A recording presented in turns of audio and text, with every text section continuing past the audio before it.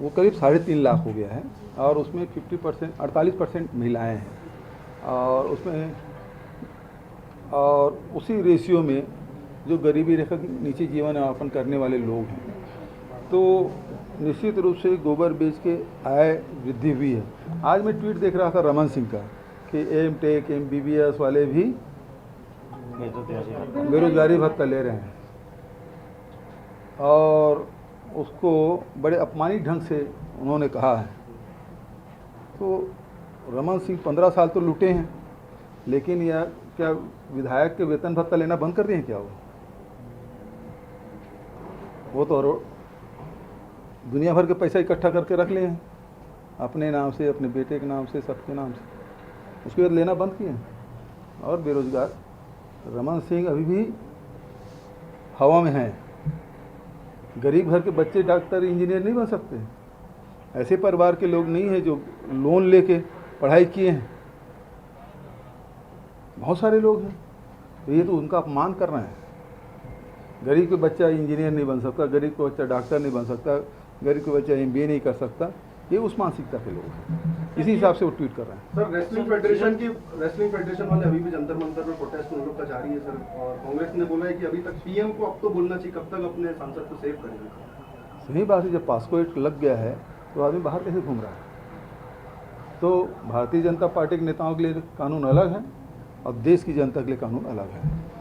अब बेमेतरिया के बिना तो कंप्लीट होगा नहीं, थोड़ा आ जाने दो।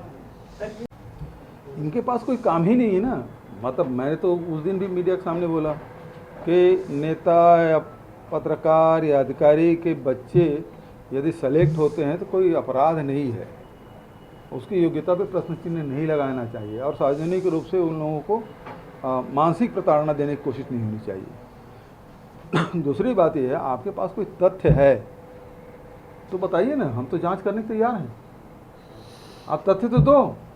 इनके पास कोई तथ्य नहीं है। सुबह सो उठ के सोशल मीडिया में लोग सक्रिय रहते हैं, किसी की छवि बिगाड़ने के लिए, किसी को बदनाम करने के लिए, कैसे करना है वो उसी में लगे रहते हैं। 2018 का मेरा फोटो एक छाप दिया, गिलास में चाय पी रहा हूँ। आज किसी भूतपूर्व नेता प्रतिपक्ष भूत अचानक जागा और मेरा फोटो डाल दिए। तो इन लोगों के पास अब कोई काम नहीं है। इनको एक ही ट्रेनिंग दी गई है कि इनके पास कोई मुद्दे नहीं हैं, जनता में इसका जनाधार खत्म हो गया है, विश्वास जनता भारतीय जनता पार्टी के लोग कर नहीं रहे। तो अब क्या, तो एक ही काम कि कांग्रेस पार्टी के नेताओं को सत्ता पक्ष में बैठे हुए लोगों का या कोई भी कार्यक्रम है उसको बदनाम करो। जाएंगे कहीं नहीं। गोढ़ी में एक बार गए, उसके बाद दूसरा का उठान कौन से जाने वाले हैं उसका पता नहीं। 10,000 का उठान है और 4 महीने चुनाव है। ठीक है, थैंक यू। तो मुख्यमंत्री दिया हो तो उसमें सभी पार्टी के लोग हैं, क्षेत्रीय दल के भी हैं, भारतीय जनता पार्टी के भी है, कांग्रेस के हैं, सारे मुख्यमंत्रियों को मैंने पत्र लिखा तो सभी दल के लोग हैं। और दूसरी बात यह है कि हम छत्तीसगढ़ की जो संस्कृति है उसे हम आगे बढ़ाने का काम कर रहे हैं। आज देखिए आदिवासी नृत्य महोत्सव आज स्थापित हो गया, 3 साल से लगातार कर रहे हैं। तो देश और विदेश में हमारी पहचान बनी। रामायण गांव-गांव में इसका आयोजन होता है, उसका भी प्रदेश स्तर पर आयोजन किए थे। अब उसकी लोकप्रियता को देखते हुए इसको राष्ट्रीय स्तर पर इस कार्यक्रम का आयोजन किया जा रहा है। रामायण महोत्सव है कि राम सेवक पैकरा का कार्यकाल देखे नहीं, ये उसी प्रकार से चलता है। यहाँ विज्ञप्ति जारी करने वाला कोई और होता है, कार्यक्रम बनाने वाला कोई और होता है, चेहरा कोई और होता है। तो ये जो घटना आपने बताया है उससे स्पष्ट हो गया कि पैकरा जी और अरुण साव में ज़्यादा अंतर नहीं है, कि उसको पता ही नहीं रहता था। मैं कई बार हम लोग पूछते थे कि क्या बयान देते, मुझे पता नहीं। तो उसी प्रकार से अरुण साव जी के साथ भी यही हो रहा है। हाँ, तो अभी तो बताया ना, उसको पता ही नहीं रहता, कार्यक्रम का पता ही नहीं रहता, कार्यक्रम हो जाता है। कई बार देखा गया सर, कुछ कार्यक्रम होते हैं तो डॉक्टर साहब का चेहरा सामने आता है, अध्यक्ष पीछे हो जाते हैं, तो ये फरमान को कैसे देखते हैं? इसका मतलब ये है कि भारतीय जनता पार्टी के अंदर खाने में बहुत गड़बड़ चल रहा है। कभी कोई किसी को नेता मानने को तैयार ही नहीं और किसी से कोई कम नहीं, चाहे वो डॉक्टर रमन सिंह हो, चाहे बृजमोहन अग्रवाल जी हो, चाहे वो अरुण साव जी हो, चाहे और कोई हो। वो एक दूसरे को कोई नेता मानने के तैयार नहीं है। और पहले वो हंटर चलाने वाली आग चली गई, है ना, फिर जामवाल आ गए हैं, और उसके बाद माथुर साहब आए हैं। लेकिन अभी भी मैं समझता था माथुर साहब बहुत सीजनड हैं और ठीक ठाक चलेगा, लेकिन अब वही स्थिति बन रही है जैसे दुर्गावती क्या पुरंदेश्वरी, दुर्गावती पुरंदेश्वरी है। अच्छा, गौठान पूरा हो गया क्या उनका? इसी में एक चीज है कि ये शहर से गांव की तरफ आप अपने आंदोलन। अरे वो सब ठीक है, ये सब चीज़ सोशल मीडिया और मीडिया भर में है।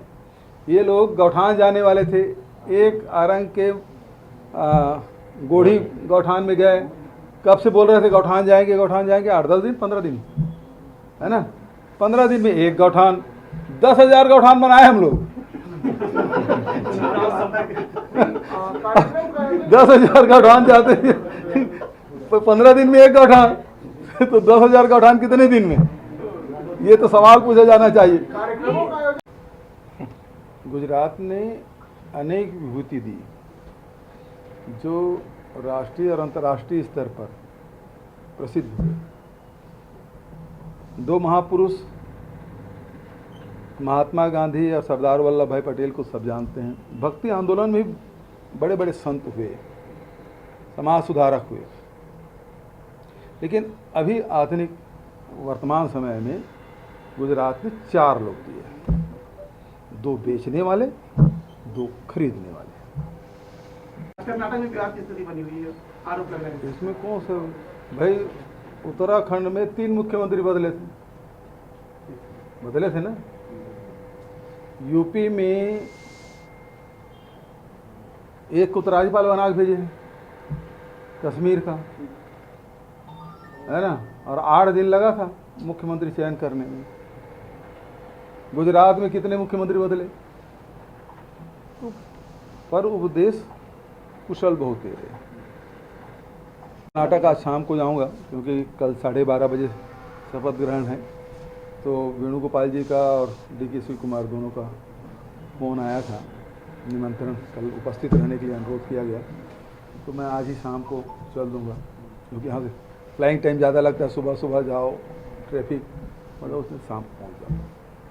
और पूरे होने का जश्न मनाने वाले, जिसमें 1000 से ज़्यादा लोगों की लिस्ट बनाई है और उनका सम्मान करने वाले घर में जाकर समर्थन जो है वो मांगेगी। कैसे दिखते हैं लाभार्थियों का सम्मान है?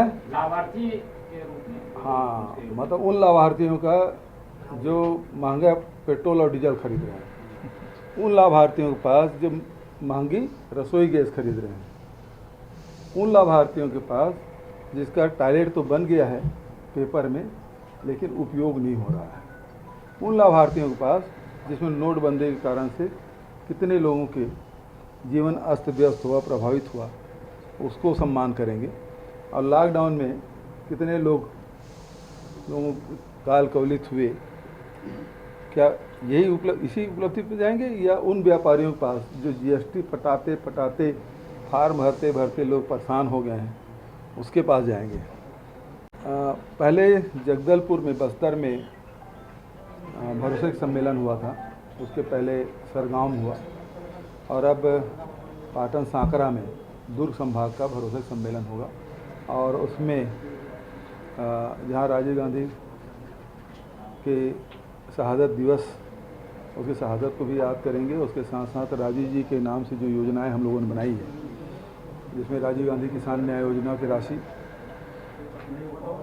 राजीव गांधी भूमि श्रमिक न्याय योजना की राशि, और राजीव युवा मितान क्लब की राशि, गोधन न्याय योजना की राशि, भूमि श्रमिकों के, और ये राशि सब उस दिन वितरित भी किया जाएगा। और उसके साथ एक और बड़ा लक्ष्य जो हम लोगों का था, महात्मा गांधी हार्टिकल्चर यूनिवर्सिटी, उसका भी शिलान्यास उस दिन किया जाएगा। तो ये उस दिन 21 तारीख की तैयारी हमारी चल रही है, क्योंकि मेरे क्षेत्र में हो रहा है, और इसलिए आज पाटन में जाके थोड़ा सा चर्चा भी करूंगा साथियों से। न्याय के लिए अभी भी लड़ रहे हैं। हम जब एसआईटी गठन करते हैं तो नहीं हाई कोर्ट और सुप्रीम कोर्ट चली जाती है। प्रधानमंत्री को लिखते हैं, गृह मंत्री को लिखते हैं, गृह विभाग को लिखते हैं को जांच हमें दे दें। इस पर किस बात पर विश्वास करें?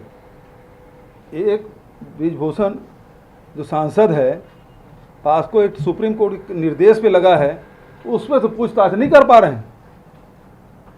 अभी ताज़ा घटना है, तो इतने बड़े जो षड्यंत्र है इसको कैसे होने देंगे जांच? इसीलिए तो एसआईटी गठन कर रहे हैं। दे देना हमको एसआईटी, हम दे देंगे, कुछ ज़्यादा काम करने की ज़रूरत नहीं है। 2-3 लोगों को पकड़ के उसे पूछताछ करने की ज़रूरत है, उस समय जो शीर्ष में थे।